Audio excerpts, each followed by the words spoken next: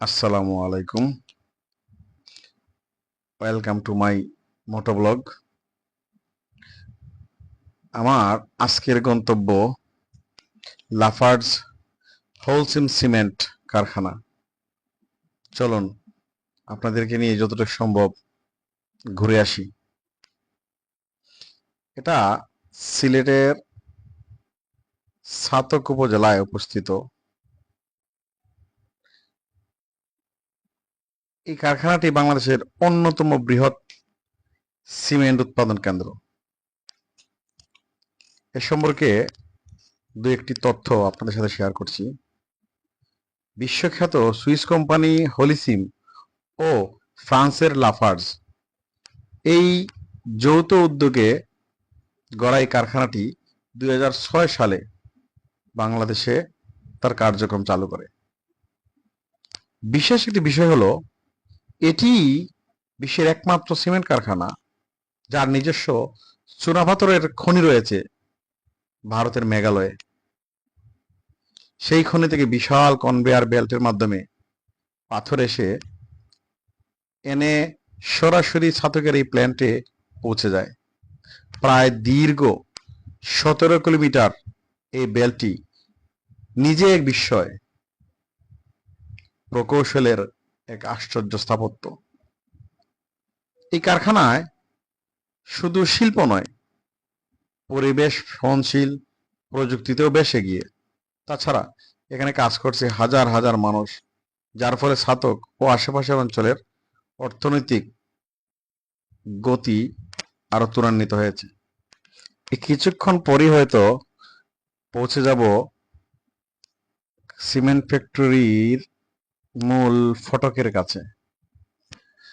আর দূর থেকে চোখে পড়ছে বিশাল চিমনি, কাঠামো আর ভেসে আসছে মেশিনের গর্জন।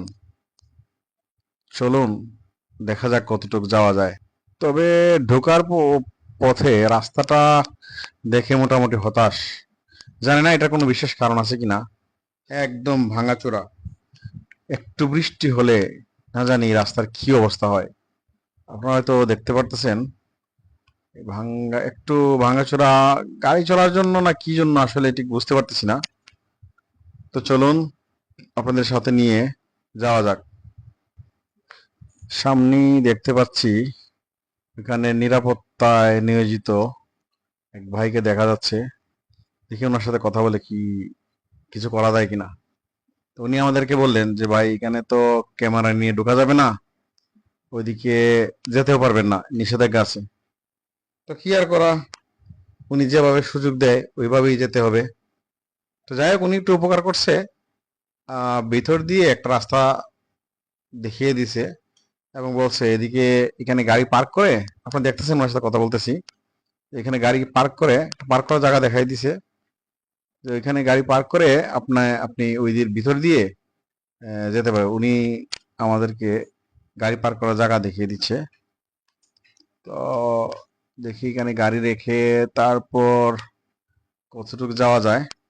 আসলে এটা ঠিক আছে যদি ওনাদের পক্ষ থেকে রেস্ট্রিকশন থাকে, কোনো ধরনের নিয়ম বা বাধা থাকে, তো তো আসলে তো যাওয়া যাবে না, এটা মানতে আমরা বাধ্য। তো চলুন এখানে গাড়ি রেখে কতটুকু যাওয়া যায় যাই। তো এদিকে যেতে যেতে আপনাদের সাথে কথা হবে। ধন্যবাদ ওনাকে, আমি ওনাকে ধন্যবাদ দিয়ে আমার সাথে রহিম ভাইকে নিয়ে বললাম যে ঠিক আছে চলেন। তার ফাঁকে ওনার সাথে কিছু কথা বললাম, উনি কিছু ইনফরমেশন দিল এবং ওনার লিমিটেশনের কথা জানালো। আসলে ওটা ওনার লিমিটেশন না, ওটাই বাস্তব। কারণ উনি এখানে যে দায়িত্বে আছে, ওনার দায়িত্ব ওনার ঠিক মতো পালন করাটাই আসলে উচিত। তো চলুন যাওয়া যাক। আমাদেরকে যে দিক দিয়ে আসলে উনি যাওয়ার পারমিশন দিয়েছে ওদিকে যাই, কতটুকু যাওয়া যায় আপনাদেরকে সাথে নিয়ে। আপনারা লাইক, কমেন্টস এবং শেয়ার করে আমাদেরকে উৎসাহ দিবেন, এই আশা রাখছি আপনাদের কাছে। আপনারা দেখতেছেন যে কি বিশাল গাড়ি আসতেছে। আর রাস্তার কথা তো আপনাদেরকে আগেই বললাম, উপরে বেল দেখা যাচ্ছে। আমার অনেক কিছু ভুল হতে পারে, কিন্তু আমি যা দেখতেছি আপনাদেরকে তাই দেখাইতেছি।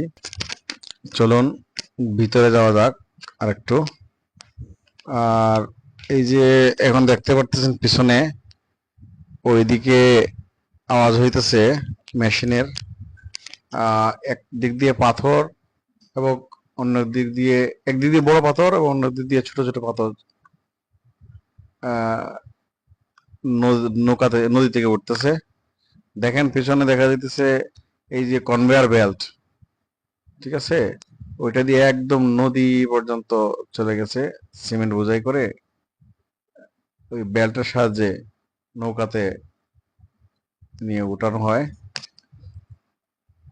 এখানে দেখতেছেন উপর দিয়ে এদিকে তাকিয়ে যেতে যেতে নিচে অনেক কাদা, সিমেন্টের পানি, পাথর, এগুলা একদম গুঁড়ো হয়ে এটা কি কাদা, মানে সিমেন্টের কাদা হয়ে গেছে। একটু অসতর্কতা অবস্থায় হাঁটলেই একদম মানে ভিজে যেতে হবে। তো সামনে যেতে যেতে আবারও দেখি আমাদের একজন, আমি তো আসলে আপনাদের দেখানোর জন্য ভিডিও করে করে যাচ্ছি। আবারও দেখি একজন আমাদের নিরাপত্তায় দায়িত্বশীল, উনি আমাদের বলতেছেন না এখানে ভিডিও করা যাবে না, তারপরেও ওনার অনুমতি নিয়ে যতটুকু করা যাবে ওনাকে বললাম। উনি অবশ্য একটু ভাবে সাবে আছে মনে হইতেছে। যাক, মোটামুটি সহযোগিতাই করছে। এক এক এক একজন মানুষ এক একজন তার চরিত্র। উনি গল্প করতেছে কিন্তু ওনার বসার স্টাইলটা দেখেন, উনি তো নিরাপত্তায় নিয়োজিত, কিন্তু ভাবে মনে হইতেছে উনি আসলে আহ ওইখানের ওনার অথবা এর অংশ কিনা। আপনারা দেখেন ওনার অ্যাটিটিউডটা। আর এর আগেও একজনের দেখছেন, উনি খুব ভালো আসলে ব্যবহার করছে, ব্যবহার উনিও ভালো করছে, কিন্তু মানুষ তো আর সব একরকম হয় না। আপনারা আমার পিছনে দেখতে পাচ্ছেন কনভেয়ার বেল্ট, ওইখান দিয়ে সিমেন্ট একদম নদীর নৌকাতে গিয়ে ভর্তি হয়। পিছনে আসলে এখানে আধুনিক যন্ত্রপাতির কোনো অভাব নাই। ক্যামেরার চোখে কতটুকু দেখতে পারতেছেন জানি না, ঠিক আছে। পেছনে দেখেন বিশাল বড় এক কর্মযজ্ঞ চলতেছে। ওইটা দিয়ে ওনারা বলতেছে কাঁচামাল তোলা হয় নদী থেকে অথবা নৌকা থেকে, কার্গো থেকে, বড় বড় কার্গো থেকে। ওইটা দিয়ে কাঁচামাল উপরে তোলা হয়। এখানে একজন দায়িত্বশীল আসলে এই ঘাটের বা ওই এরিয়ার যে এরিয়া দায়িত্বশীল আছেন, ওনার একটা সাইনবোর্ড দেখতে পারতেছি, আপনারাও দেখতে পারতেছেন, সাথে ওনার নাম লেখা আছে এবং উনি হয়তো এই ঘাট পরিচালনা করেন। তো ইনফরমেশন গুলো লেখা আছে। তো যাক, ভালো লাগলো, তাই ওনার সাইনবোর্ডটা নিলাম। এখন এখান থেকে আসলে চলে যেতে হবে সামনে। আমরা বেরিয়ে আসছি। যেতে যেতে আপনাদেরকে বলি আপনারা আসতে পারেন, মোটামুটি সুন্দর জায়গা। আর যতটুকু নিরাপত্তার স্বার্থে অথবা তাদের বিধিনিষেধের মধ্যেও দেখানো যায় অথবা দেখতে পারেন, তারপরেও খারাপ না। চলুন আমরা ভিতর থেকে বাইরের দিকে যাই, অর্থাৎ গেট বরাবর চলে যাই। গেটে এসে আবার ওনার সাথে দেখা হলো, আমাদের প্রথম যে দেখা হয়েছিল। উনি খুবই ভালো এবং খুব অমায়িক ব্যবহার, দেখতে পাচ্ছেন হাসি মুখে উনি কথা বলতেছে। ওনার কাছ থেকে বিদায় নিয়ে নিলাম। বিদায় নিয়ে তো বন্ধুরা, চলুন এখন আমরা এখান থেকে বেরিয়ে যাই।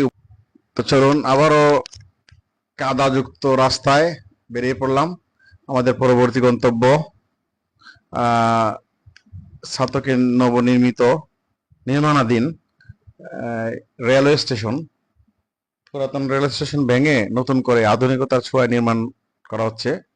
আশা করি দেখে আপনারা অনেক ইনফরমেশন জানতে পারবেন এবং লাইক কমেন্টস শেয়ার করে আশা করছি আমার সাথেই থাকবেন। ধন্যবাদ। আসসালামু আলাইকুম।